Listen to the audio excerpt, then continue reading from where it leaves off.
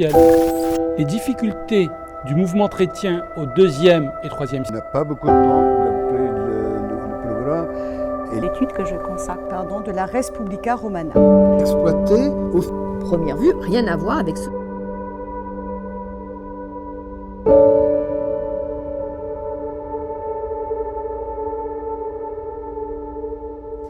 Alors, je me propose de vous parler aujourd'hui de l'invention du roman national entre guillemets, dans la Rome antique, l'exemple des origines de Rome. Tout d'abord, si vous le permettez, deux préalables. L'un à propos du mot tradition, l'autre à propos de l'expression roman national. D'abord, tradition. Le mot tradition revêt plusieurs sens, comme en atteste le dictionnaire Le Robert.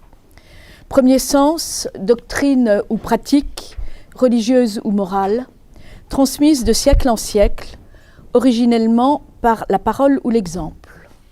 Deuxième sens, information, plus ou moins légendaire, relative au passé, non consignée dans des documents originaux et transmise d'abord oralement de génération en génération, ensemble d'informations de ce genre. Troisième sens, manière ou ensemble de manières de penser, de faire ou d'agir, qui est un héritage du passé. C'est le sens numéro 2 qui va être abordé aujourd'hui. Ensuite, deuxième préalable, l'expression roman national. Je ne vous cache pas que j'ai été un peu gênée en recourant à cette expression eu égard au débat qui a eu lieu en France à propos de l'identité nationale. Ce débat a suscité d'énormes polémiques. Alors pour faire court, l'expression roman national qui a été popularisée par Pierre Nora désigne le récit patriotique centralisateur édifié par les historiens du XIXe siècle, tout à la louange de la construction de la nation. Il légitimise le patriotisme en le faisant remonter jusqu'aux temps anciens, et c'est ainsi que la France existerait depuis la Gaule, d'où le fameux « Nos ancêtres les Gaulois », entré dans l'histoire de France officielle au début du XIXe siècle. La République a propagé les messages qui associent étroitement les Gaulois au roman national auprès des générations d'écoliers français, et ce jusqu'aux années 1960. Enfin, dernière chose, l'exemplier que vous avez entre les mains présente les textes dans l'ordre chronologique des événements relatés par la tradition. Mes références à l'exemplier ne suivront pas forcément cet ordre, loin s'en faut. Le texte et la traduction sont tous empruntés à la CUF, la collection des universités de France, belles lettres, sauf mention contraire sur l'exemplier. Vous avez également entre les mains une sorte de pense-bête avec la chronologie établie d'après les données de la tradition. Alors je passe au vif du sujet. Les origines d'une cité donnent fréquemment naissance à des récits plus ou moins légendaires. Tel a été le cas par exemple de Carthage, fondée par Élissa Didon la Phénicienne. Tel a aussi été le cas de la Rome antique. À la question « quand et comment Rome, cette cité qui allait dominer durant des siècles une grande partie du monde alors connu autour de la Méditerranée, est-elle née ?» répond une vulgate transmise à Rome de siècle en siècle, qu'on désigne par le mot tradition. La question du rapport entre cette tradition et l'histoire est au centre des préoccupations des modernes, qui se partagent entre traditionnalistes et fidéistes d'une part, et hypercritiques de l'autre. Le débat, qui avait été lancé en 1738 par Louis de Beaufort, est plus que jamais d'actualité. L'étude des origines de Rome et l'émergence de la cité-État dans le centre de la péninsule est devenue en quelque sorte un secteur spécifique des sciences de l'Antiquité. Je souhaiterais traiter aujourd'hui un autre aspect de cette question en me limitant à la tradition littéraire ou latine, ou parfois plus largement romaine, et voir de quelle manière elle s'est formée et en quelque sorte été inventée, entre guillemets, pour aboutir à un roman national. Alors je viens de dire tradition littéraire, ce qui veut dire donc que tout le pan iconographique, par exemple, est laissé de côté.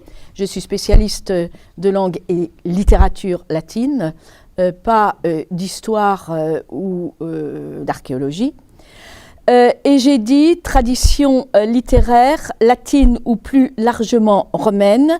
Par tradition romaine, j'entends les textes écrits en grec, en latin, mais aussi en grec par des Grecs vivant dans l'orbite de Rome, tels que Plutarque et Denis d'Halicarnasse.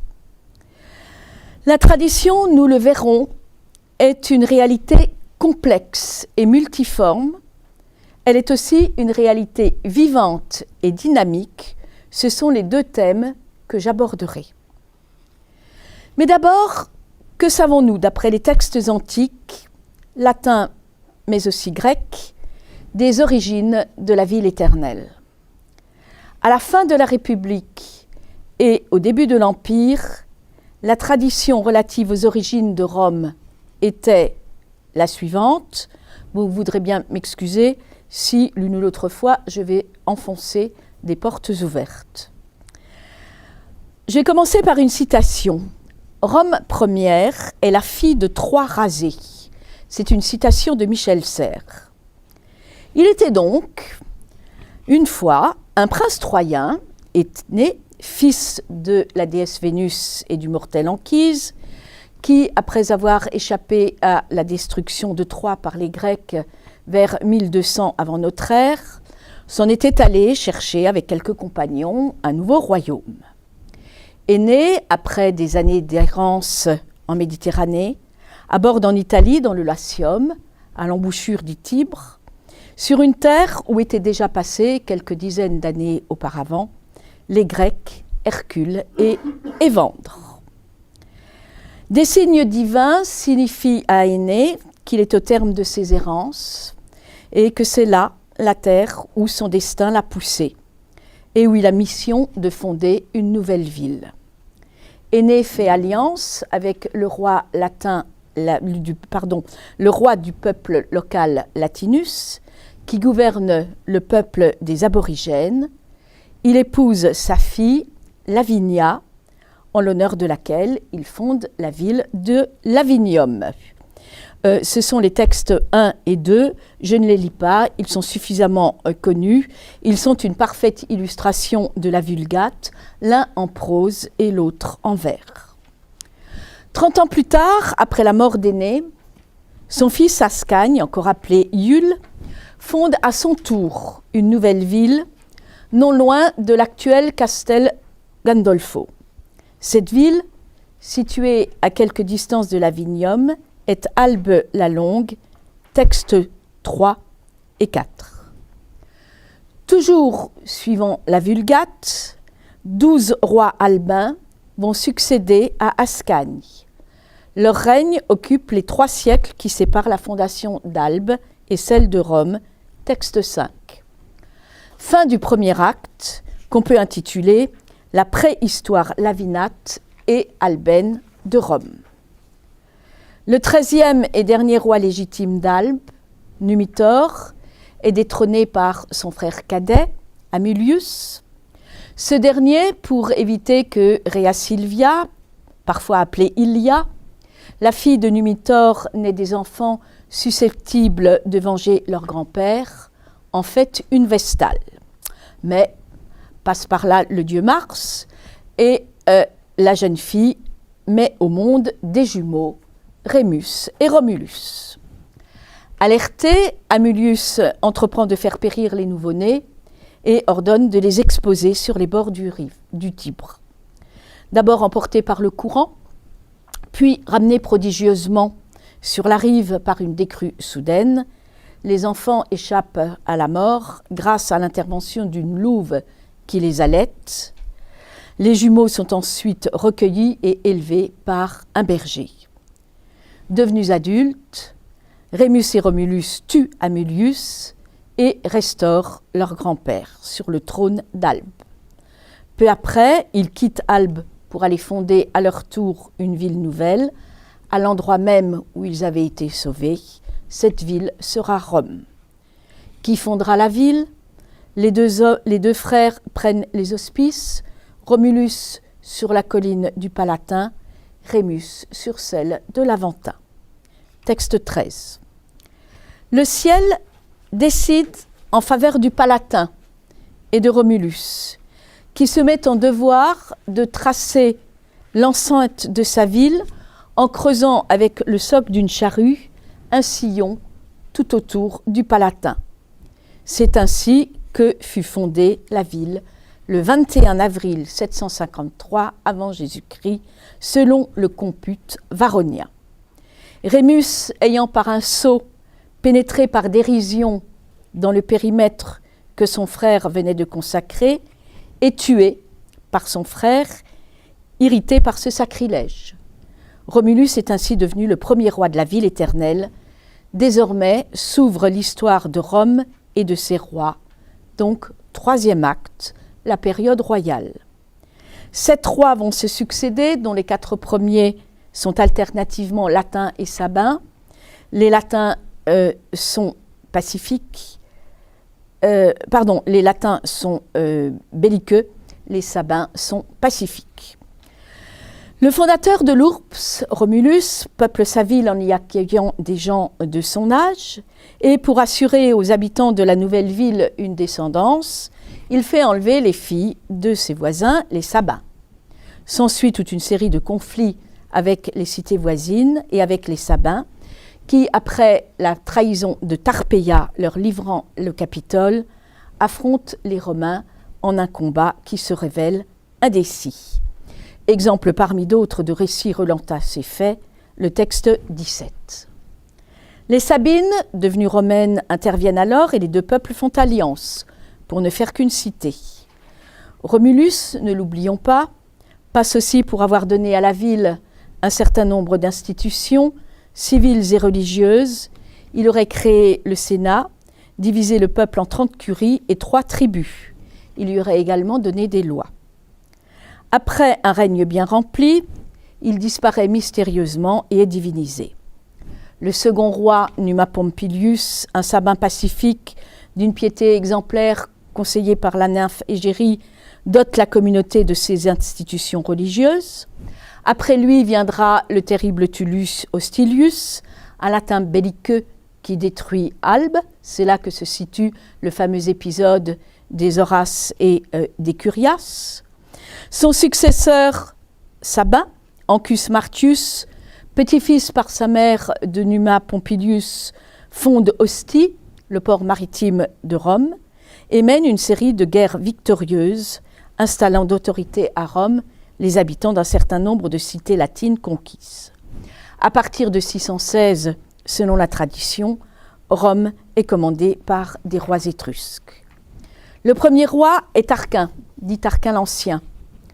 Venu de Tarquinie, il passe pour s'être fait élire après la mort d'Ancus Marcus.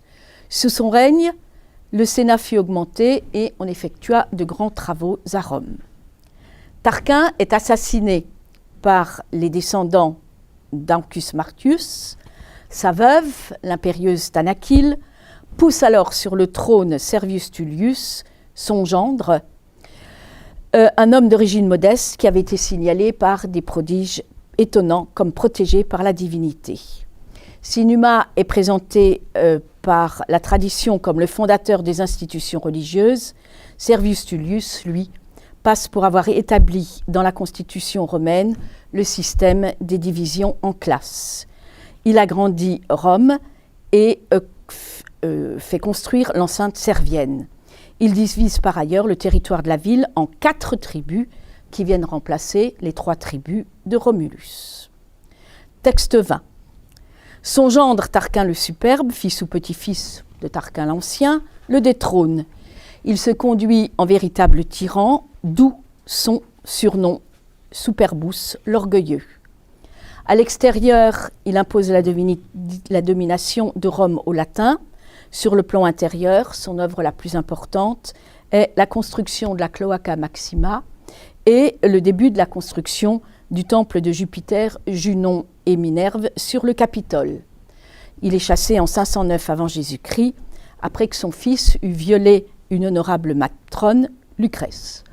Avec lui s'achève la domination étrusque sur Rome et la période royale.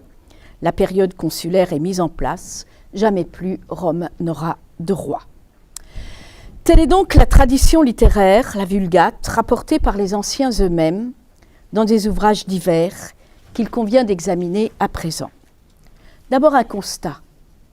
Le récit sur les origines de Rome a été mis en forme dans des textes dont les plus connus et les plus élaborés sont l'Énéide de Virgile, les vies consacrées à Romulus et à Numa par Plutarque, et surtout l'histoire de Tite-Live et les antiquités romaines de Denis d'Halicarnasse. Ces œuvres, qui datent de l'extrême fin du 1er siècle avant Jésus-Christ et du début du 1er siècle après Jésus-Christ, ont été rédigées plusieurs siècles après l'époque qu'ils entendaient décrire. Elles ne sont en aucun cas des sources primaires et sont l'aboutissement d'un long processus. Elles ne sont par ailleurs que l'arbre qui cache la forêt, dans la mesure où les écrits que je viens de citer ne sont qu'une partie des textes littéraires relatifs à la tradition sur les origines de Rome. La tradition, je l'ai dit, est une réalité complexe et multiforme. Je vais en donner quelques exemples concrets. D'abord, l'un ou l'autre passage qui a suivi d'illustration à mon développement précédent. Le texte 1, qui portait sur l'arrivée des Troyens dans le Latium. Regardez à partir de la ligne 3. Texte 1. À partir d'ici, il y a deux traditions. Suivant l'une, c'est celle de Caton, c'est une histoire de guerre. Ce serait à la suite d'une défaite que Latinus se serait lié à Énée, d'abord par un traité puis par un mariage. Suivant l'autre, les deux armées étaient en présence, les clairons allaient sonner lorsque Latinus se serait avancé en première ligne, il aurait dit au chef des étrangers de sortir des rangs pour s'entretenir avec lui, et s'ensuit le récit d'une entente pacifique. Voir aussi le texte 21, qui est à mettre en regard du texte 21 vu plus haut, relatif à la création des tribus par Servius Tullius, lorsqu'il est dit « Servius Tullius divisa également tout le territoire en 26 circonscriptions, d'après ce qu'affirme Fabius, mais d'après Venonius patati patata, et cependant Caton, plus crédible qu'eux, précise, et il donne encore un autre chiffre. » Donc 3 traditions en présence rien que dans ce petit passage. Je vais en donner rapidement 3 autres exemples.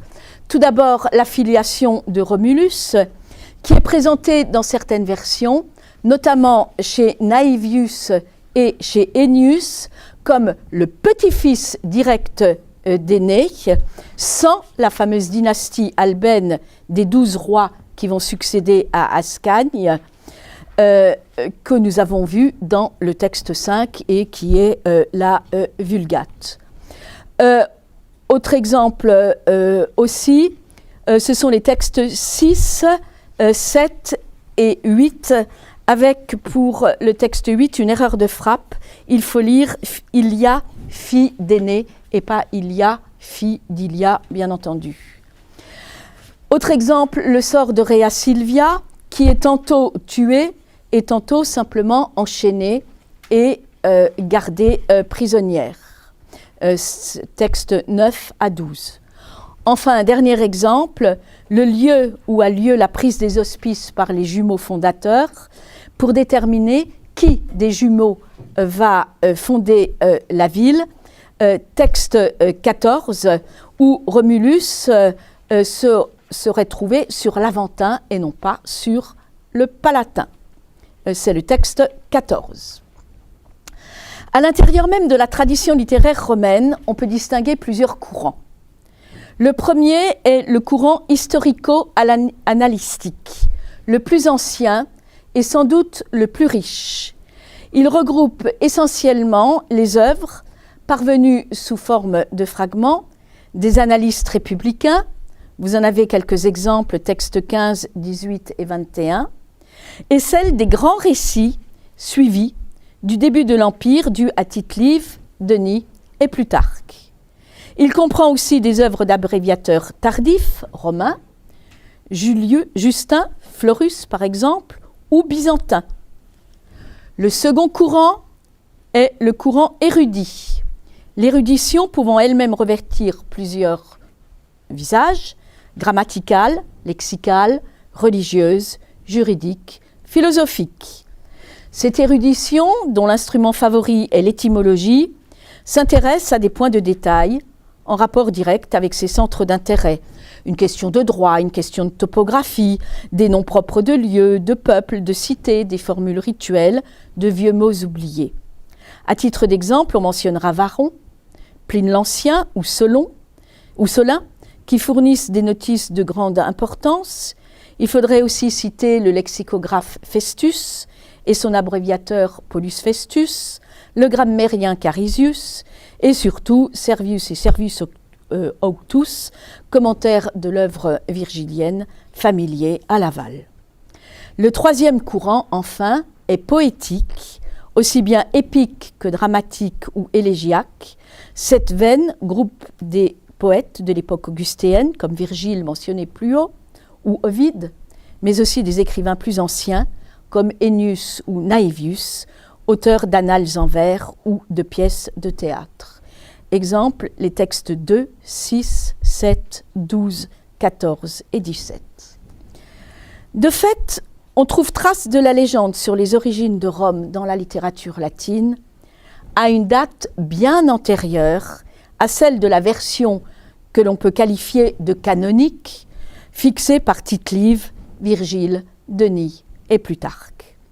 La tradition est en effet non seulement multiforme, comme je viens de le montrer, mais aussi vivante et dynamique.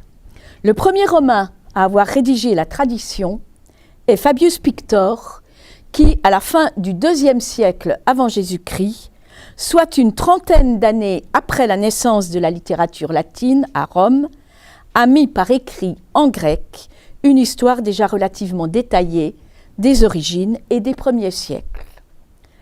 La phase pré-fabienne est hélas fort mystérieuse. Il faut supposer à l'origine des cadres essentiellement d'origine folklorique et indo-européenne qui ont été remplis et gonflés. L'idéologie des trois fonctions, comme l'appelait Georges Dumézil, fonction de souveraineté, fonction guerrière, fonction de fécondité et de prospérité, a joué un rôle central dans l'élaboration du récit traditionnel. Chacun des rois qui se succèdent, au moins jusqu'à la période pré-étrusque, exprime une des fonctions, la première se repartissant même sur deux figures, puisque Romulus traduit l'aspect autoritaire, éventuellement violent de la souveraineté, tandis que Numa Pompilius n'en exprime que le côté religieux et pacifique, fondé sur le droit. Quant à Tullius Hostilius, dont le récit se passe en guerre, il est un clair représentant de la deuxième fonction, la fonction guerrière, tandis que Ancus Martius peut, malgré les critiques qui ont été adressées à l'analyse dumésilienne sur ce point, passer pour un exact répondant à Rome de la troisième fonction. Ce cadre ancien a été actualisé par quelques motifs grecs et par de très nombreuses données romaines. Nous avons conservé, sous la plume de quelques écrivains grecs, des bribes de ce stade antérieur.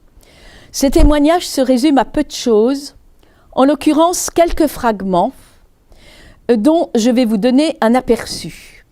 Au 5e siècle avant Jésus-Christ, Hélanikos de Lesbos et son disciple Damaste de Sigé faisaient d'Énée le fondateur de Rome. Au IVe siècle, un grec de Sicile, Alkimos, confiait ce rôle à Romos, petit-fils de Romolos et arrière-petit-fils d'Énée. Vers le début du IIIe siècle avant Jésus-Christ, Timée, un autre grec de Sicile, dans un ouvrage consacré aux fondations des cités d'Occident, se fondant sur des informations locales, faisait d'Énée le fondateur de Lavinium. Selon Plutarque, le récit fait par Fabius Pictor sur la fondation de Rome par les jumeaux et sur leur enfance remonterait par ailleurs à Dioclès de Péparétos, qui devait être antérieur de quelques dizaines d'années à Fabius Pictor. D'autres versions sur la fondation de l'Ourps avaient par ailleurs cours, je vous en fais grâce. En dépit de la pauvreté de ces informations, on peut raisonnablement admettre l'existence d'un corpus traditionnel antérieur à Fabius Pictor qui comportait deux courants. L'un, indigène, faisait remonter la ville à des jumeaux dont l'histoire était liée à Albe, et l'autre, hellénocentrique, attribuait la fondation de Rome à un seul personnage lié au cycle troyen et dont le nom présentait des implications éponymiques, Romos, Romais, Romis, Romanos. Ces deux courants étaient vraisemblablement partiellement alimentés et entretenus par une tradition orale, sans qu'on puisse préjuger de l'importance et du rôle de celle-ci. Alors que la tradition préfabienne, même si elle nous échappe dans sa quasi-totalité, a subi des évolutions, semble avérée. Le rôle de Fabius Pictor dans la fixation de la trame générale du récit est plus que vraisemblable. Seuls 32 fragments de son œuvre sont parvenus jusqu'à nous, tous transmis par la tradition indirecte, c'est-à-dire par l'intermédiaire de citations ou de résumés paraphrases faits par des auteurs postérieurs dans leurs propres œuvres. 17 d'entre eux, de longueur très inégale, d'une ligne à 7 pages, d'après l'édition de la CUF, se rapportent à la fondation de Rome et au 1er siècle. La question qu'on ne manquera pas de se poser est de savoir pourquoi Fabius Pictor a entrepris la rédaction de son ouvrage historique en consacrant une grande partie à la fondation de Rome et ses origines. 2 raisons peuvent être avancées. L'une a trait à la personne même de l'historien, l'autre au contexte politique de l'époque. Fabius Pictor fut homme de guerre, homme politique et ambassadeur. Il a vécu à l'époque de la Deuxième Guerre punique et y a pris une part active puisqu'il fut envoyé à Delphes pour consulter l'oracle après le désastre de Cannes face aux Carthaginois. De fait, au vu des fragments qui sont parvenus jusqu'à nous, l'histoire telle que la conçoit Fabius Pictor et que la concevront ses successeurs est une histoire nationale centrée autour de Rome, avec des variantes allant du simple sentiment nationaliste à une nécessité polémique ou encore à une volonté de propagande. Le fait est patent et éclaire sans doute la raison pour laquelle le premier historiographe romain a eu recours au grec et non au latin pour écrire son ouvrage. Fabius Pictor, rappelons-le, a publié son œuvre durant le 2e conflit romano-carthaginois. L'opinion internationale n'est guère favorable à Rome en cette fin de 3e siècle avant Jésus-Christ, comme a pu le constater Fabius Pictor en se rendant à Delphes en 216.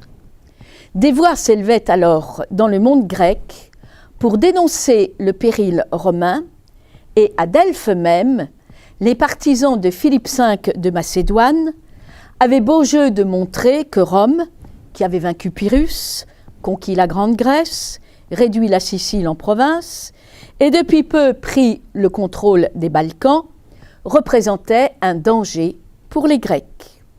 Ces sentiments d'antagonisme étaient entretenus par la propagande d'Hannibal, qui cherchait à entraîner derrière lui les Grecs encore prudents, et par des historiens grecs à la solde d'Hannibal.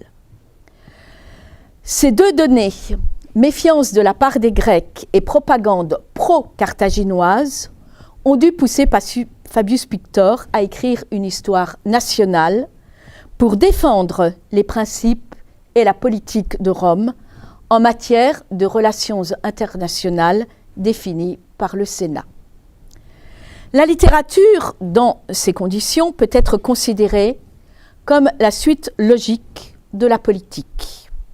Dans le cas de Fabius Pictor, son entreprise peut s'expliquer par le désir de justifier auprès des Grecs les actions présentes de Rome, mais aussi et surtout de se les concilier en montrant entre autres les liens qui les unissaient de par leur passé et contrecarrer la propagande carthaginoise. Il est vrai qu'elle peut avoir aussi d'autres motifs qui dépendent de la date à laquelle l'œuvre de Fabius Pictor a été rédigée. Signaler à ceux qui s'attendaient à voir Rome tomber après les défaites de Trasimène et de Cannes, que la ville était capable d'un sursaut digne d'une très grande nation, au passé ancien et glorieux, ou alors, si on admet que Fabius Pictor a écrit au moment où la victoire change de camp, célébrer la gloire de Rome victorieuse. Pour ce faire, il convient de s'appuyer sur un passé le plus reculé possible. C'est ce qu'a fait le père de l'histoire à Rome, dont l'œuvre, selon le témoignage de Denis d'Halicarnasse, comportait 3 parties, l'acticis, terme grec qui est très difficile à traduire en français, la traduction la plus proche est le mot fondation, l'archéologie de Rome et la période contemporaine. Dans tous les cas, il paraît incontestable que Fabius Pictor a cherché à forger une histoire nationale, non seulement face à l'ensemble du monde civilisé d'alors, mais aussi à destination de ses concitoyens, notamment de la classe dirigeante. On relèvera que tous les auteurs d'annales proprement dites qui ont succédé à Fabius Pictor ont emboîté le pas à leurs prédécesseurs et sont remontés jusqu'à la préfondation et à la fondation de Rome, privilégiant les temps anciens et l'époque contemporaine au détriment des premiers siècles de la République. Alors, est-ce à dire que c'est Fabius Pictor qui a inventé le récit de la fondation et des premiers siècles? Il est clair que notre historiographe n'est pas un créateur intégral. Il a transcrit et sans doute adapté une matière existante, transmise avant tout par la voie orale, et dans laquelle, pour reprendre l'expression de Jacques Hergon, il a taillé et recousu de façon que la toile eût les dimensions prescrites, quitte peut-être à faire l'un ou l'autre ajout. Certains n'hésitent pas à lui imputer, par exemple, l'adjonction de la dynastie albaine, qui a été insérée dans la tradition pour combler l'énorme intervalle que les progrès de la chronologie antique avaient fait apparaître entre l'arrivée d'Énée dans le Latium et la fondation de Rome, et ce, à l'inverse de ses contemporains, les poètes épiques Naevius et Ennius. Ces derniers, je l'ai dit tout à l'heure, conservent la chronologie ancienne qui faisait de Romulus un petit-fils d'Énée. Alors, la tradition romaine post-fabienne, bien que dégageant une impression de cohésion et déviant peu de la toile fournie par Fabius Pictor, évoluera à son tour en se transformant, s'enrichissant et se diversifiant. Les facteurs responsables de cette évolution ont bien été analysés par Jacques Pousset, avec une petite précision, uniquement pour la tradition historico-analytique, pas pour les deux autres courants. On me permettra de les reprendre ici sous une forme abrégée en les adaptant à notre propos. Premier facteur, les préoccupations littéraires et rhétorique. Ce sont les plus évidentes. Qu'elles soient narratives, les auteurs développent le récit qu'ils trouvent chez leurs prédécesseurs, recherchant éventuellement la couleur, le pathos, le pittoresque, le dramatique, le romanesque, etc. Ou rhétorique. Cette tendance sera particulièrement manifeste à partir de l'annalistique récente, soit à compter du début du 1er siècle avant Jésus-Christ. Elle atteindra son apogée avec Denis d'Halicarnasse. Il est clair que c'est ce qui domine aussi dans la tradition poétique. Deuxième facteur, l'amplification érudite ou gentilice. Elle s'exprime le plus souvent sous la forme de l'étiologie. Vous savez, l'étiologie qui consiste à dire qui est à l'origine d'une institution, un nom de lieu, etc. On se bornera ici à donner un exemple de l'amplification érudite, emprunté à Tite-Live, lorsque Tite-Live explique l'origine du cri « Thalasio » qu'on poussait lors des noces à Rome par un détail de l'enlèvement des Sabines sous le règne de Romulus. C'est le texte 16 qui est bien connu. Pour l'amplification gentilis, on citera entre autres exemples l'importance accordée par l'analyste récent Valerius Antias à la gens Valeria dès les débuts de Rome, ou la volonté de certains de faire remonter la gens Octavia à laquelle appartenait l'empereur Auguste, au moins jusqu'à l'époque de Tarquin l'Ancien. Troisième facteur, les corrections nationalistes. Elles visent à donner une image plus positive des premiers temps de Rome. Lucius Calpurnius Pison, un analyste du IIe siècle, bien connu de M. Baudou, qui lui a consacré sa thèse de doctorat, 2 énormes volumes. Donc, Calpurnius Pison ne supportait pas qu'une Romaine ait pu trahir sa patrie en la livrant aux Sabins, sous le règne de Romulus. Il a donc présenté une Tarpeia qui introduit bien les Sabins dans la citadelle du Capitole, mais dans des circonstances telles qu'elle n'a plus rien d'une traîtresse et devient au contraire une héroïne du patriotisme romain. C'est le texte 18. Quatrième facteur, les préoccupations politiques et idéologiques qui, elles aussi, ont une lourde responsabilité dans l'évolution de la tradition. Je m'explique. Il est clair que les événements politiques de la fin de la République, à savoir les affrontements entre le parti populaire et le parti aristocratique, ainsi que la lutte entre les grands généraux du temps, Marius et Sylla, César et Pompée, Octave et Antoine, ont joué un rôle dans le récit de la royauté.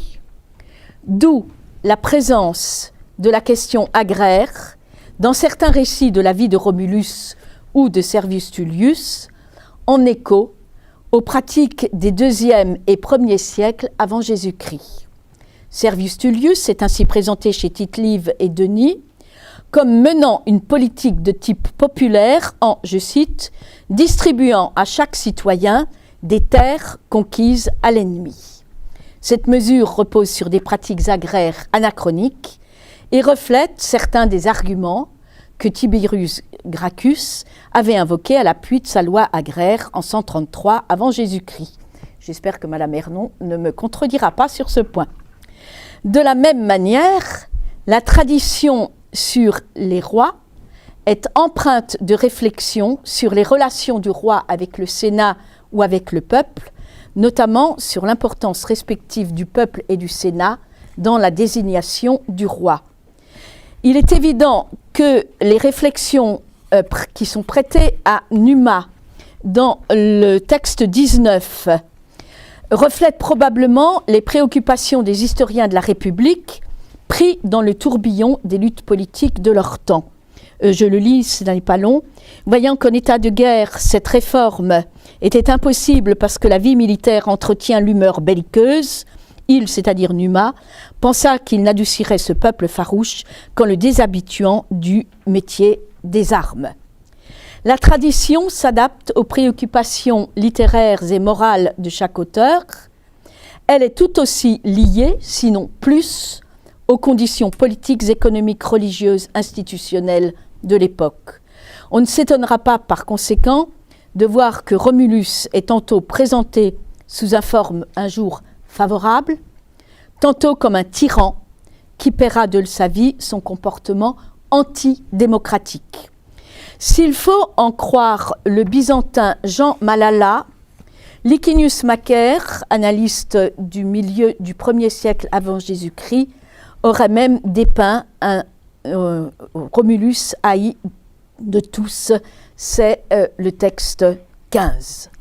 La propagande silanienne avait idéalisé Romulus à l'image du dictateur. La réaction anti-silanienne en fit un tyran. J'en arrive à la conclusion, je crois que je suis tout juste dans les temps. De ce rapide survol, il ressort que dans la tradition romaine, certains motifs, à partir de Fabius Pictor, apparaissent comme des constantes. Romulus est systématiquement le fondateur de Rome. Numa, l'instituteur de la religion romaine. Tullus Hostilius, le destructeur d'Albe. Ancus Martius, le créateur d'Ostie. Tarquin l'Ancien, le bâtisseur du Capitole. Servius Tullius, le réorganisateur de la société romaine. Tarquin le Superbe, le maître des Latins. Le Romain est profondément attaché à la tradition, il se cherche une identité. Ce n'est pas par hasard si la première mise en forme de la tradition sur les origines de Rome a eu lieu à l'époque de la Deuxième Guerre punique.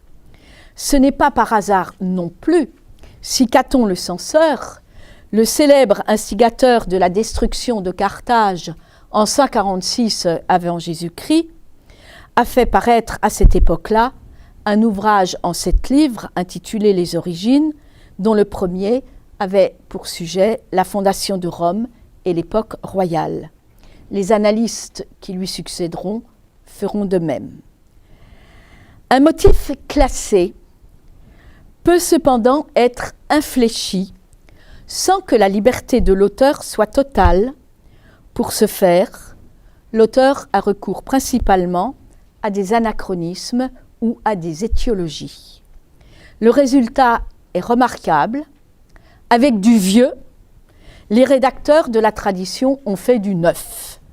Les éléments disparates au départ ont été fondus en une synthèse parfaitement réussie qui a traversé les siècles. À sa manière, la tradition exprime cette transcendance terrestre que fut pour les Romains la cité de Rome. Je vous remercie.